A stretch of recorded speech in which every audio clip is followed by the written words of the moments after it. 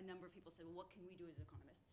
Let's try to look at subjective weights. Let's try to look at economic theory, rate of return literatures, and find other sensible ways of at least coming up with candidates. So that does seem to be a direction to go. Thank you. Thank you very much, Sabine. Mariema, do you want to make any comments? I just, I agree with both opinions. I guess that I see two main questions from all the interventions. How do we advise countries, and which questions do we need to include in surveys? And I'm afraid we don't have the final answer to any of those. It's really a work to develop in the future. Okay, thank you very much. Any of the panelists? Gabriel, do you want to jump in? Final question, or you are gone? Well, people in Brazil are gone. Gabriel seems to be gone. Anybody else? Rinku, Sam? We should be gone. So, the floor is yours, and then I just want to make a few thanks. Okay, well, I think it's been a pretty long afternoon. We promised to be out here by 3 originally, and it's now 4, so we're obviously gone 3:15. We're obviously gone well beyond our timetable, but I think that's a reflection of just how interesting this day's discussions has been. I think Jaime and I, when we set out, we originally started discussing the feasibility or the possibility of organizing a meeting like this. We had some fairly modest objectives, and the idea was really, recognition that this discussion of multidimensional poverty analysis and so on is something that's very much on the radar screen in circles involved with poverty analysis and so on, and that it was just important that here at the bank we spend some time collectively reflecting on and thinking and debating and discussing what's involved in the multidimensional poverty analysis. And I think this discussion today has been, abundantly successful, much more successful than we may have hoped at the time of how this discussion would go and how this meeting would go. We've really learned an enormous amount about the motivation and about the nuts and bolts of the multidimensional poverty analysis that's been undertaken both at this cross-country level, conceptually, also in a very detailed way in Mexico, and has given us an enormous amount of material to chew on. And I think this will be probably a beginning of a ongoing discussion rather than the final word on multidimensional poverty analysis here at the bank and so on. And I do look forward to continuing discussing with all of you all these issues. Just a few little points that I would just like to take advantage of my position here to just throw on the table for what they're worth. One of the things that we were very concerned about initially was to make this distinction between multidimensional poverty analysis and a multidimensional poverty index. And this is something that has we haven't really talked about it explicitly that much today, but I think generally the sense is that we all are completely in agreement on the question of the need to look at multiple dimensions of poverty. What has really been on the table today has been a discussion of whether we want to go about measuring this multidimensional animal and combining it into an index. I mean, the analogy that you brought up, Gonzalo, which echoed a remark that one of my colleagues who was going to be here today, Misha Lokshin, was talking about the other day in the corridors, was this idea of the health of a person. So we're concerned about the health of a person, and we have blood pressure, and we have cholesterol, and we have diabetes, and all kinds of indicators that we can look at.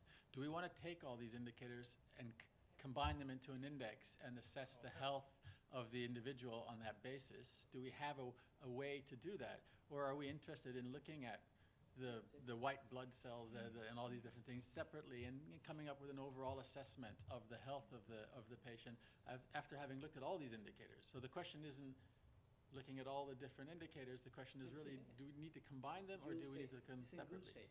Yeah. One single indicator. Yeah. Or in bad shape. But so this is the question. So the idea of whether we want to have an index was really, how do we think about an index is really the question that was, and to my mind, what's come out of that in today's discussion was that there may well be really clear arguments in favor of an index with respect to certain purposes, when the purpose is of a certain type. And then there's other purposes for the poverty analysis which may not push us that strongly in the direction of an index.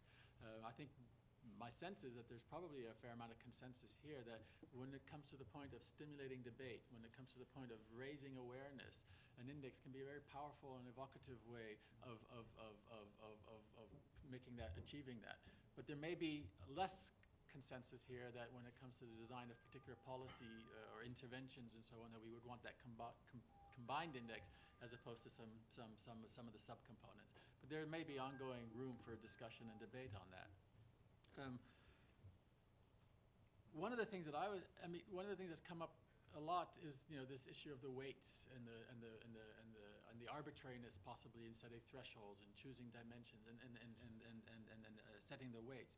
And James made the remark earlier about how a lot of this reflection that we're engaged in here goes all the way back to the early 80s to Atkinson and Bourguignon.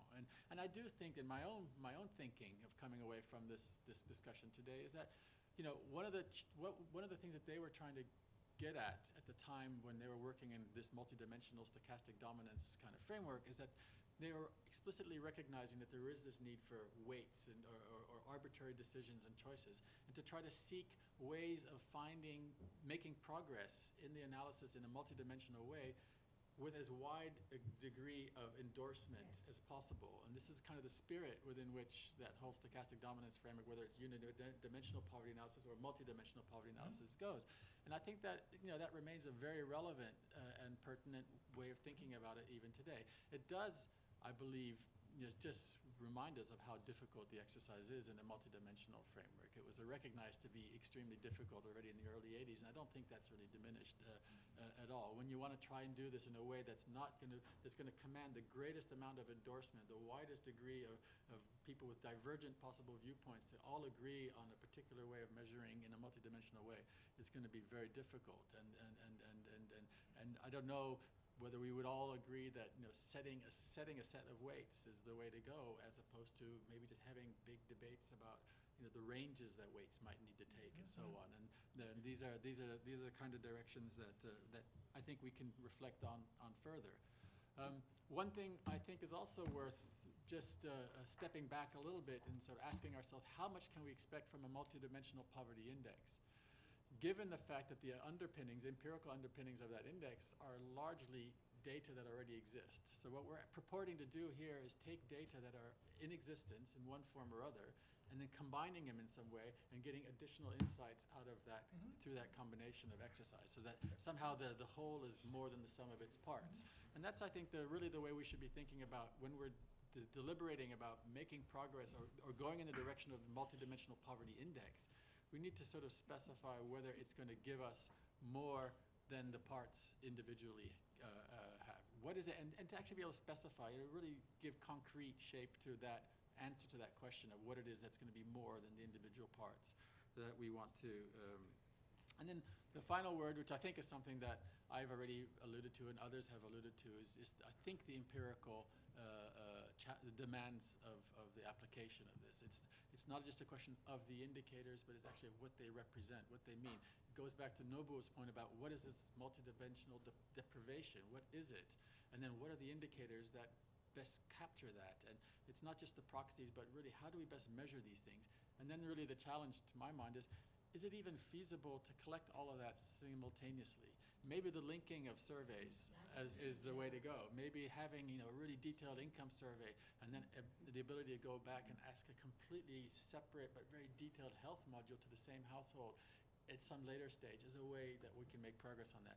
But is it really the way we want to go to try to find ways of combining all these information into a single survey and collecting all this data to the level that we really need in a single survey? That's something these are just questions that remain in my mind that I'd like to think and chew on more.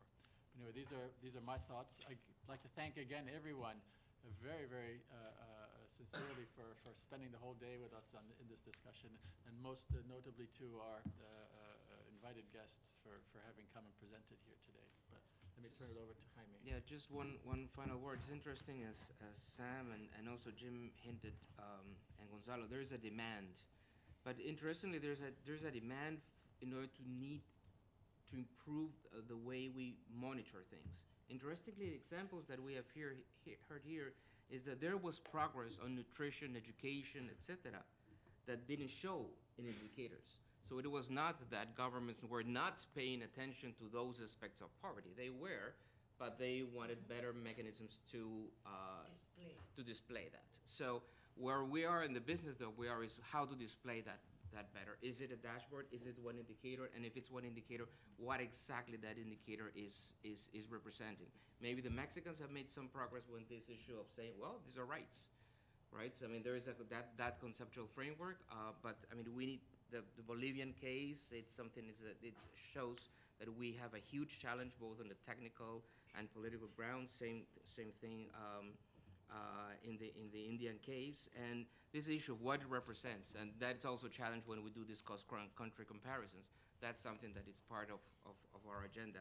So we have a very interesting discussion. I think, I mean, huge challenges ahead. We think we should continue working together on this issue. I want to thank both Pete, Nobuo, Tara for helping on putting this together in the agenda, and we need to thank Juliana, who is there. In addition to do all the econometric stuff for Nobuo, has been helping in putting all this together and took the brunt of all the organization. So please join me in helping. Thank you very much to everybody. Thanks a lot. If anyone needs the paper in English, it's in that address. You want to? Right? So all the solutions and the answers are in that email. It's already. All the answers are in that email. It's already English. Is it already in English? Can you give us an electronic copy? Yeah, sure. We'll put it. Yeah, we'll put it in the website. We'll put it in the website. Yeah. on the web. Thank you very much.